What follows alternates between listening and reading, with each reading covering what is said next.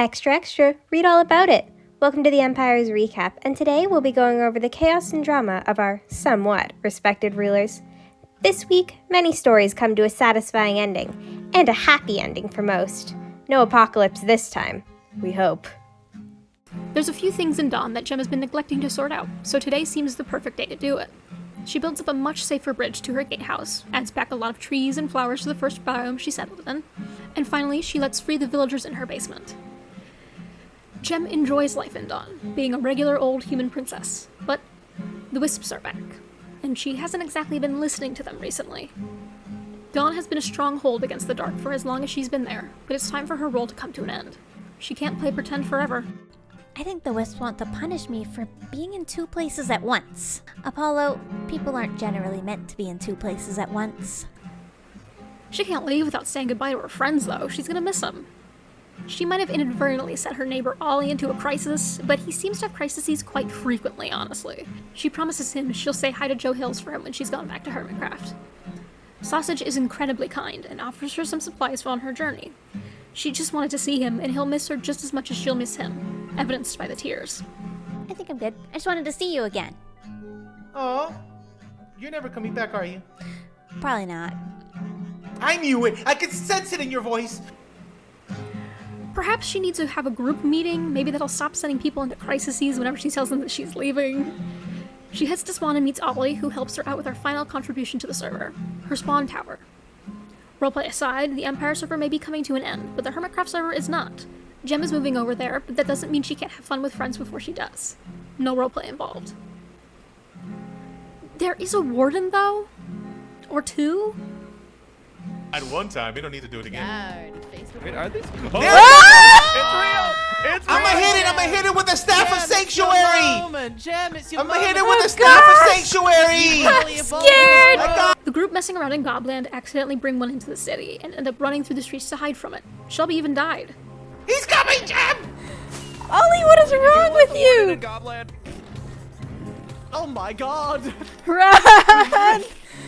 This is a horror movie. This is actually a horror movie, Ollie. The final thing she has to do is follow the wisps back home to Hermitcraft. She'll be staying there, at least for a while. Joel's just admiring his mega palace when suddenly the gods of lore appear before him. After leaving him a cryptic message about knowing what you must do, they disappear, leaving him baffled. You are so close to ascending, you handsome and gorgeous demigod. Wow, that's sick. What do I have to do? Only you know that, you beautiful being. Only you. What the was that? He decides to go finish off Lore Village, and after some quick urban planning, finishes off his district with buildings representing each empire, including a museum with acquired exhibits. I'm going to steal the deputy badge.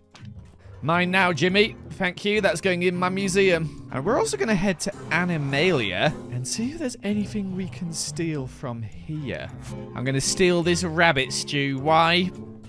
I don't know. So let's put the deputy's badge over here and the rabbit soup there. And label them as well. But there's our little mini museum for pics. Sausage then comes by to visit Hermes, but when Sausage accidentally breaks part of the Fountain of Lore and soaks Hermes in its magical water, Hermes comes alive, and with a surprise for his parents. Hermes? You guys are terrible parents. Why? What? I can't believe this, we were great parents! Well, that was awkward. Moving on. Joel goes to Spawn to decorate his tower, and with that, has done what he must do. The gods of lore reappear, letting him know that he has passed the test to become a true lore god.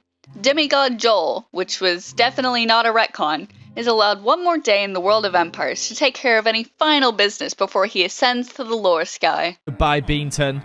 Goodbye, Jolene.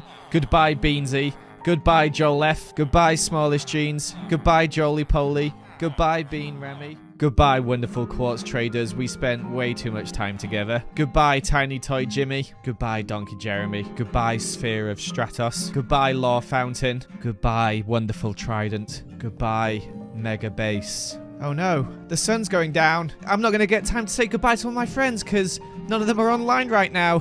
After saying goodbye to his villagers and his beautiful base, Joel ascends to the heavens, a happy god. The voices in Shelby's head aren't getting any quieter. And with Flip handing her a child, it's not exactly going to help her problems. Wait, do you like evil? I don't really know what to do with this thing. I'm not fit to be a mom. I'm in so much debt. I'm a criminal. I'm wanted. I'm taking this back to Flip right now. She heads to Goblin to give her kid back, but gets pulled into the deep dark door. Exploring the ancient city is totally age appropriate. Whip thinks a bit of hands-on action is needed, so when the warden pulls herself out the ground, he punches Shelby off the upper platform. She freaks out and throws her baby at it before running away, but the warden still gets her. She's absolutely going to kill Whip for this. Someone apparently got to him first, as when she finds him at spawn, he no longer has the crown. She gets a little defensive, and when Ollie pops up out of nowhere, she immediately starts chasing him down.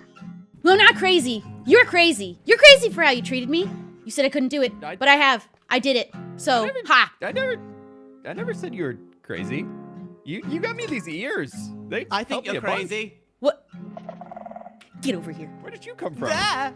Get over here! Dodge. Get over here! Oh, crumbs! I'm not crazy! Shelby, I'm not crazy!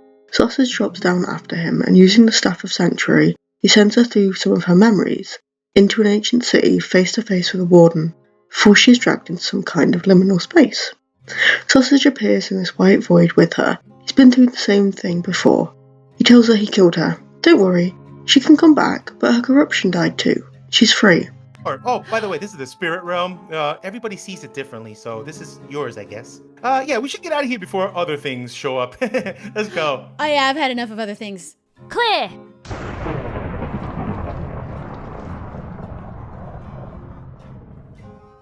You know, I'm still not really sure about the hair. Bestie, no! Bestie! She's back home, and the white hair really gives her a different vibe. Ollie likes it. Not sure when he got into her house, but she apologises for murdering him. He takes it well and encourages her to make it up with Catherine as well. She does, and Catherine takes her apology well, agreeing to get coffee together sometime. She even likes the hair. Back in the Evermore, she is one of the person to contact. Her mailbox has been out of order for quite a while.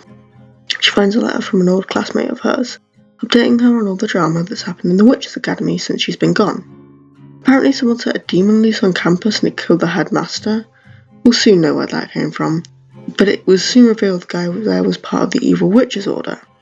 The academy repealed all the headmaster's decisions, which means she's no longer a criminal, and apparently her classmates think she's super cool with that tiny little bump into another dimension. Truly a powerful witch. Her classmate was in contact with her grandmother recently too. Apparently she's been watching Shelby through Tortoise. She spends her time now helping put the spirits of the Evermore into their own bodies, and eventually comes the time to choose her witch speciality. She chooses to become a Storm Witch, and 10 years later she gets a letter on a tournament to become the next Supreme Witch as a call to the Witchcraft SMP. Joey's episode begins with a note in a lectern. It seems that Sir Piggles has finally located Skeletron's stronghold, and they can end this game of cat and mouse once and for all. Pirate Joe never backs down from a fight, yet he realizes that this might be it. If he loses, he's never coming back, and no one will know what happened. He spends his final day preparing his gear and saying his goodbyes, reflecting on who he's become since washing up here. The first letter is for Glimmergrove, and while poking his head into the castle, Joey finds Catherine's underground lair, a secret all this time. Joey only has one complaint. Why does she have other people's heads here and not my head? Well, anyways, this is not why I'm here. He places the message out front, wishing his pirate princess farewell, and reminding that even if the suit was called off, he will always still love her. His second and final letter is of a slightly different kind. One grudge is enough to carry, so Joey flies to the Evermore. He admits that his rivalry with Miss Witch Shelby was one of jealousy over her power, and he asks for forgiveness, even if he might not be around to hear the answer. With Sir Piggles' letter calling him to wait for nightfall, Joey takes one last tour around Eversea, marveling at all that he's managed to accomplish. It turned from a simple harbor into the liveliest port on the whole server.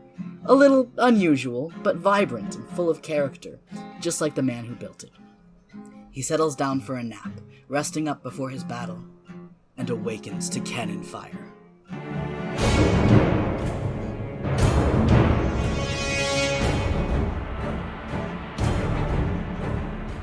Oh, whoa, what the hell was that noise?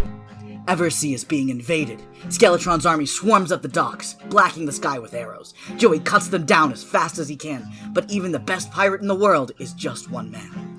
He falls. Pirate Joe comes to in a cage over lava, guarded by wither skeletons and surrounded by his crew in their own separate cells. It wasn't supposed to be like this, and yet there he is. Skeletron. Like any proper pirate, he gloats over capturing Joey and his crew, and for having a little inside help in doing so. Sir Piggles! How could you? You betrayed me. That's right, Sir Pickles. He's been on my side the entire time. What do you mean? Sir Piggles? Sir Piggles, who saved Joey from drowning, has now betrayed him.